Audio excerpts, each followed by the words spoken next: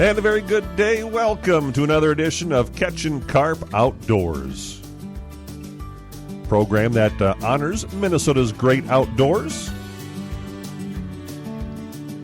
I'm Joel Niemeyer, your host again here today. We thank you very much for tuning in wherever you might be and whatever platform you are listening on as well. Today we're going to talk with Mikah Meyer, a outdoor and national parks, and another a nice conversation we had that he's going on a little run. Well, let's let him tell you about it here as we chat with Mikah Meyer. Welcome back on the program here on KDUZ and KARP and KGLB, our little program here today. We're going to chat with Mikah Meyer. He is a road trip national parks expert. He once had a world record road trip that we'll talk about as well. But he's traveling all across Minnesota here this week. He joins us in studio here. Good day to you, sir. Great to be here. Thanks for having me. Thanks for coming in here. And well, before we talk about, because you guys, you have done quite a lot of things over the years. Maybe first, give us some background on how you got to into running and going to parks and going and being kind of the road trip guy. Yeah, well, I'm a Lutheran pastor's kid who grew up in Lincoln, Nebraska. So when you grow up in Nebraska, you really want to get out and see the rest of the world. So sort of as soon as I turned 18, I did everything I could to get out and see as much as possible. My dad unfortunately passed away from cancer at age 58 when I was 19, and he inspired a lot of everything I do now. He was a big road trip fan, and so I've done one road trip every year around the time of his passing just to honor the retirement that he never got and those years that we never got together. And along the way, that ended up taking me on a 3-year world record road trip to all 419 National Park Service sites. And then I moved to Minneapolis, St. Paul afterwards. And now this is the next adventure, running across the entire state of Minnesota. Well, what made you, and you kind of alluded to it, but that world record road trip, 419 national parks, I believe it was, in 3 years. What made you want to do something like that? Yeah, so this was a lesson, this sort of carpe diem lesson that I had to learn a really hard way. And throughout my 20s, I realized most of my peers seemed to think they were guaranteed to live to 80. And so there was this idea of, oh yeah, I'll do that someday, or kick the can down the road. And I just really wanted a positive way to share with people, like, if you've got a dream, you got to go after it now. And so one of my life goals was to visit all the Park Service sites. And I, just like my dad, might not make it to retirement. So I knew I had to aim younger, and so I made a goal of age 30 and saved up throughout my entire 20s just to do that. What was your as far as that particular road trip? What was their favorite sites, or what did you enjoy most about that? Yeah, so one of the things I love sharing the most, being a Midwesterner, is that some of my top 5 parks were here in the Midwest, and that includes Badlands National Park in South Dakota and Theodore Roosevelt National Park in North Dakota. So I think everybody sort of expected that everything I liked would be out west, and I love that sort of like little, well, you should come to the Midwest, and to share that part. I've been to a few parks. I'm sure you go around the popular ones, the Mount Rushmores, the sites in D.C. and all that. Any underrated ones, or one that just sticks out in your head that you didn't think you were going to enjoy, but boy, this is kind of neat. Yeah, so there was one park that I only budgeted a day and a half for, and it's called Dinosaur National Monument. It's on the border of Utah, Colorado, and Wyoming, 3 hours from the nearest interstate. So you're not just going to stumble upon this place. And I went there, and within that day and a half, had such an incredible experience that 3 months later, I drove 10 hours out of my way to come back and spend 5 days there. So that's a site that it has all the beauty and splendor of every famous national park you've ever heard of, and like 1/100th the crowd. So no screaming kids at sunset, no tour bus blocking you in, no tourists hitting you with an iPad at the beautiful overlook. It's one of the best sites America has to offer, and one of the least known. But before we get too far away from the background, I should backtrack just a little bit here. I would guess you doing road trips isn't your normal job, or is it? Is this your job to go on road trips? So it became my job. I, at age 30, as I mentioned, had saved up all my jobs, working all throughout the 20s. My dad was a pastor. I don't come from money, so I really worked to make this goal happen. And as a result of sort of taking that leap and investing in myself, now doing road trips full time and adventures full time is my job. Okay. We're talking with Mikah Meyer here on the program, road trip and national parks expert. Let's talk about what you're doing right now, because you're kind of crisscrossing the state from one border to another here. Tell us what you're doing right now. Literally from one border to the other, South Dakota to Wisconsin. So when this pandemic started, I, like many people, sort of didn't know what to do with my life. All of my work got canceled. A lot of my job is doing motivational speeches now. And of course, nobody could gather, so that was gone.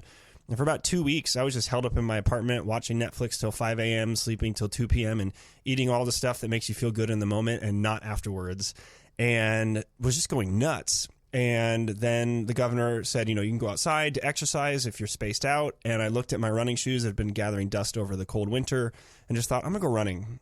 And it's something I'd only been into for a few years. I did it because my doctor said I got to lose weight. And those runs went from 30 minutes to 60 minutes to 90 minutes to 2 hours within a matter of weeks. And it was like my one thing I could control in a world that was spinning out of control. And so that's what really rejuvenated my running. And then through a bunch of other stuff, inspired this run across Minnesota. Now, you started over on the South Dakota border, so this is kind of halfway, I would guess, for you? Over halfway now. I'm 108.69 miles out of 200. Okay. What is from what you've traveled so far? What is it? Just flat running, or are you going out and seeing the sights, or doing things like that? We have a lot of corn in Minnesota. Coming from the Cornhusker state, like you would think that I would, like not be impressed, but there's a lot of corn here, and I've seen some good corn. So well done, Minnesota. I started out and did Highway 212, like just north of Gary, South Dakota, and then took that over to Montevideo where it turned into 7. And then I did like 20 miles of 7 and then about 20 miles of county roads just to get away from the loud trucks. And then in Cosmos, picked up the loose line, which I'm super excited for because it's 63 miles that takes me all the way to the Twin Cities. So that's what I'm on right now, running through Hutchinson, and have really appreciated the loose line for its much more pleasant running experience. Sure. How about if you go running in a normal day, what do you look for? What do you like to? You mentioned the trail. Do you like to do stuff like that? Yeah, so I'm sort of a nerd when it comes to like big quests. My original website was called Travel Beyond Convention because I just like to do stuff that's like beyond what most people would do. And my original goal, I live downtown Minneapolis, was to run to every city park. And so I did like a spoke out of downtown. And that was a really cool goal because there are so many awesome. Minneapolis actually has the #1 park system in America, and St. Paul is usually number 2 or number 3, tied with DC. So we have all these great parks, and I got to run to all of them. So that was usually my goal. As far as this trip, what's coming up for you here? As we mentioned, you're about halfway through your trip here. What's going to be coming up? Yeah, so today I'm staying in the Masonic West campground here in Hutchinson, and today I will literally run past the Winnebago RV that I'm loaning for this journey and make my way through Hutchinson. And then the remainder of this week, keep heading east. I'll hit downtown Minneapolis on October 5th. I'll cross the Stone Arch Bridge. I'll reach our state capitol on October 6th. And then October 11th, Sunday, is my finale in Stillwater at the newly reshared historic lift bridge, and I've actually invited the public to come join my final 1 mile with me. So when you go on this trip here, like you mentioned, you're in Masonic West River Park now. Do you just run until you camp again, or how does each day work out for you? Yeah, so to finish on my target date, I have to average 6 miles per day. And the reason I chose that target date was I wanted to get as much of the beautiful Minnesota fall as possible to show off to my followers around the world what a great place this can be. But also last year we had a blizzard and 32 degrees on October 10th. So don't remind us. I know my time is limited to do that. So Sunday, October 11th seemed great. It's a holiday weekend, so people could come to the finale and not have anything to do the next day. So that was really the plan. So everything is charted out to those 6 miles per day. For example, today I have to get to mile 114 to stay on pace. So usually I try to run 8 or 9 miles per day so that I can take a day off every 3 days. Okay. And as far as you mentioned that climax event, the event at the end for you, tell us about that, and because folks can, as you mentioned, they can come and see you that last mile.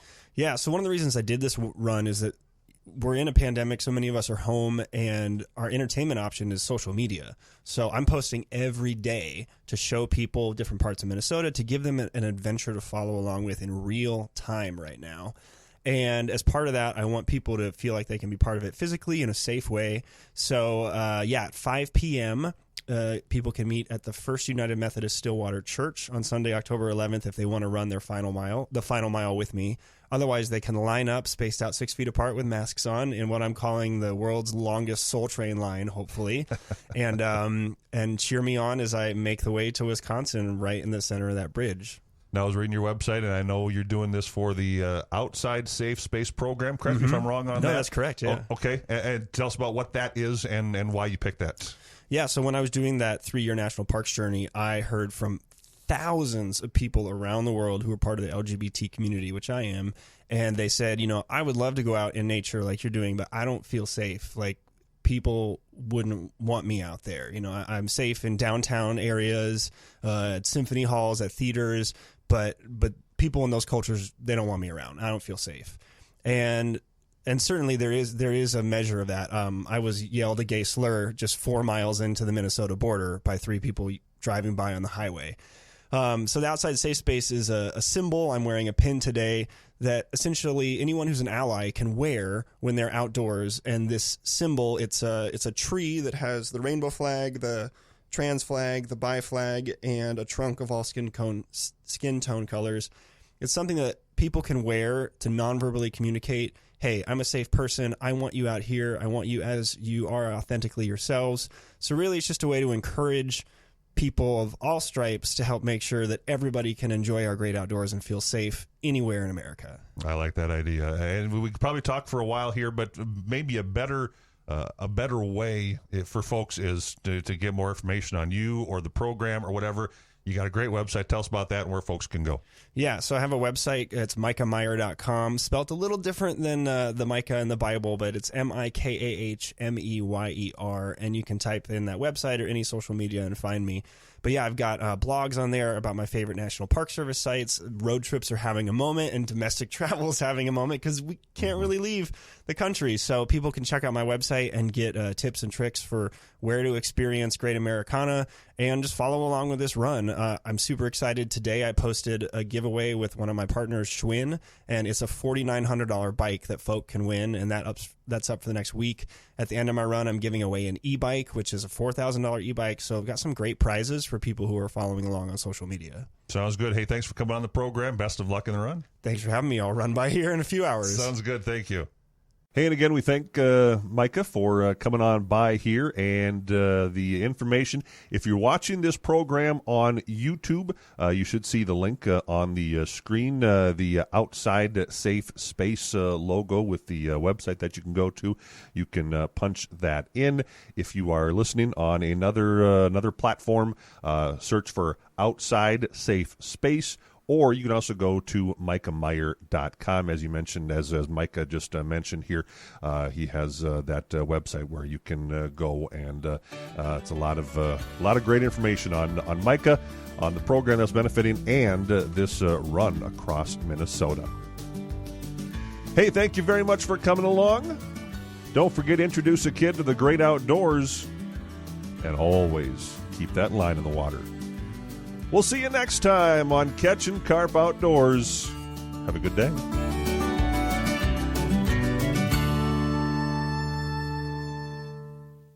Catchin' Carp Outdoors has been a presentation of KDUZ, KARP, KGLB Radio, and the Ingstad, Minnesota Radio Network. Check out all our past episodes on YouTube.